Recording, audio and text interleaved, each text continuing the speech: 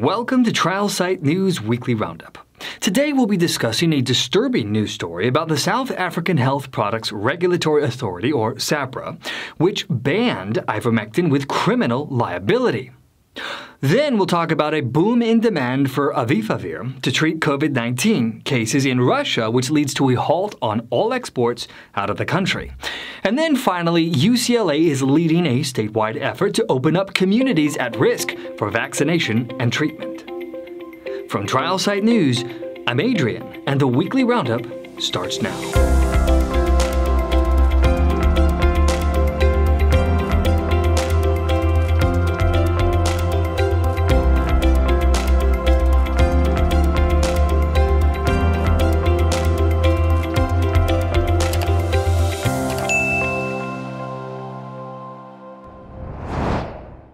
So, the South African Health Products Regulatory Authority has banned the importation of ivermectin into the country.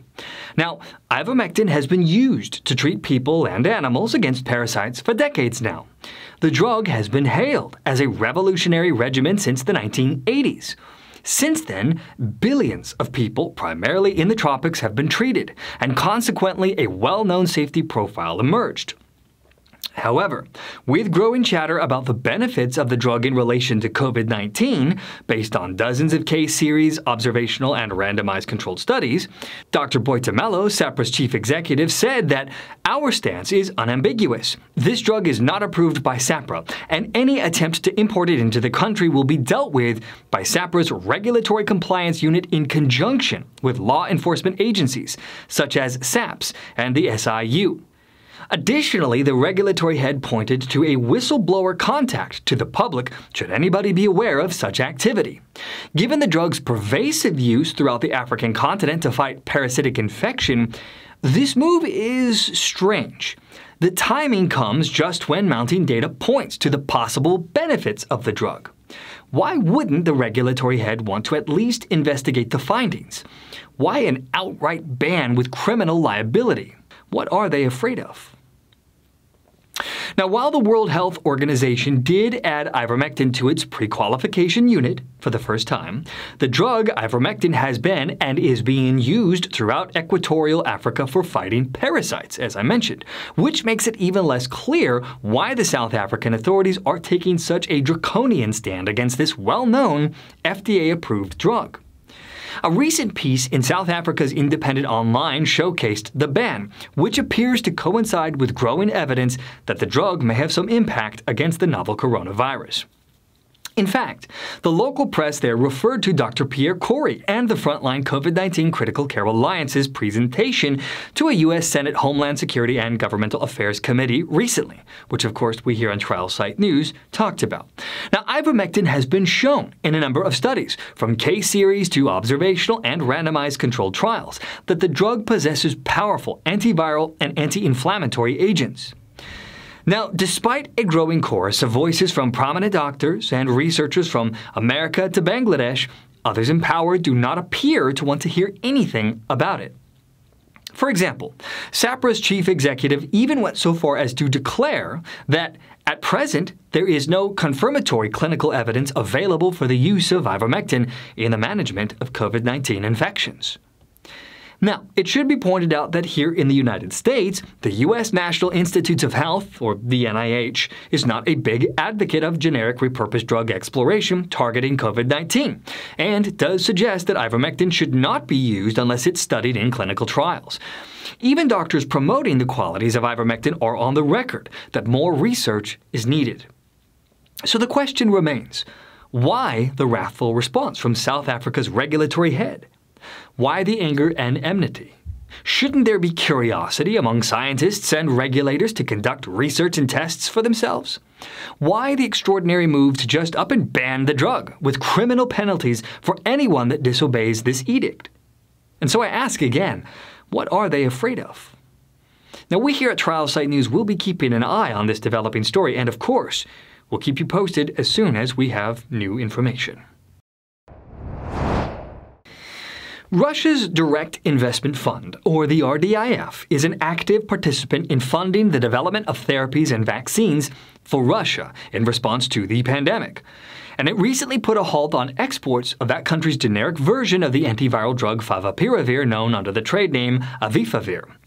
Now, Avifavir is the first such favipiravir-based drug that is approved to treat COVID-19, and is the third favipiravir-based product authorized in Russia for targeting early-onset, mild to moderate COVID-19.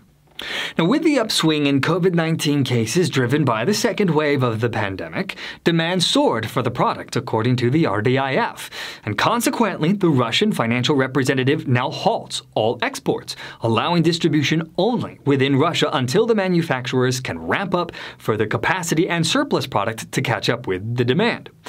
Now, up until now, they had exported the drug to 15 nations. Now, the drug was made possible by a deal bringing together the Russia Direct Investment Fund, led by its charismatic Harvard and Stanford-trained executive, Kirill Dmitriev, and Russian pharmaceutical company Kemrar Group.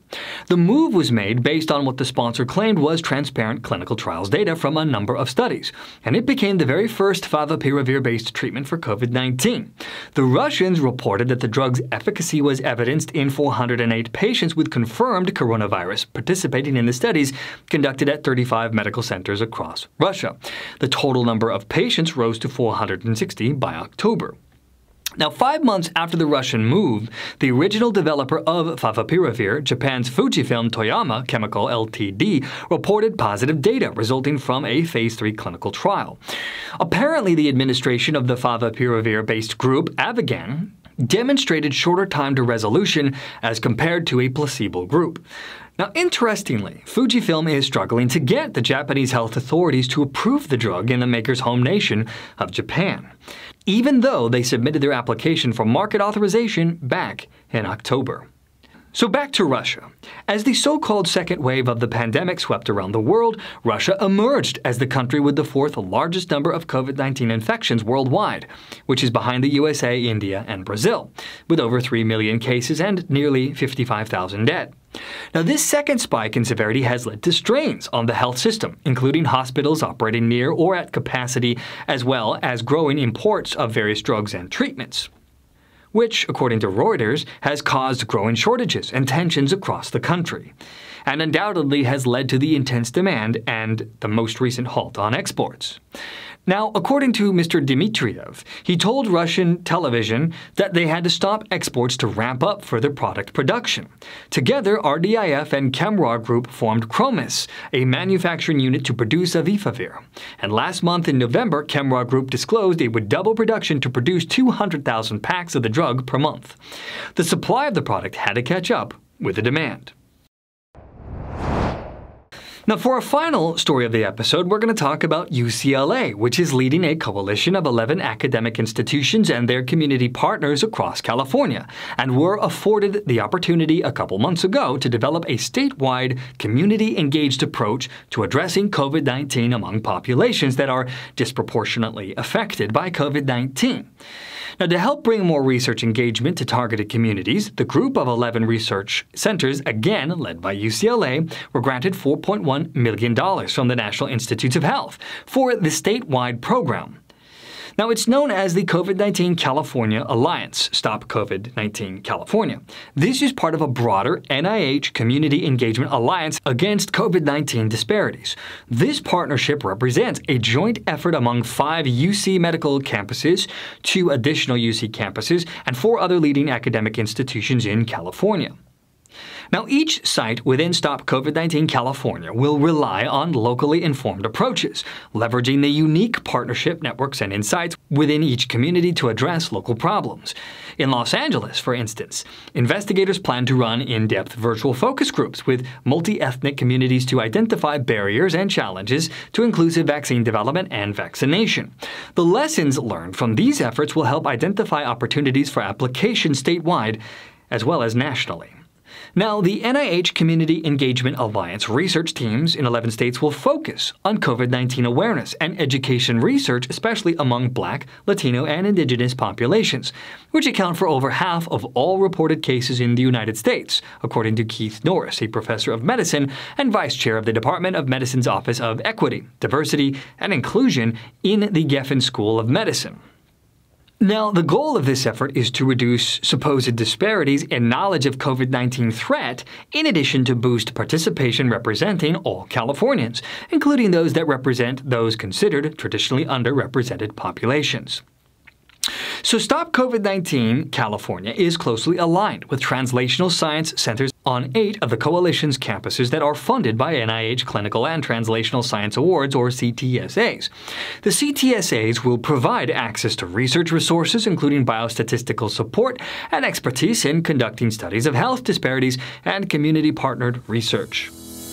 In addition, 3 campuses are funded through the NIH Resource Centers in Minority Institutions, or RCMI, program. And that, my friends, brings this episode to a close. As always, it's a pleasure to be with you here, and I cannot wait to see you again next time.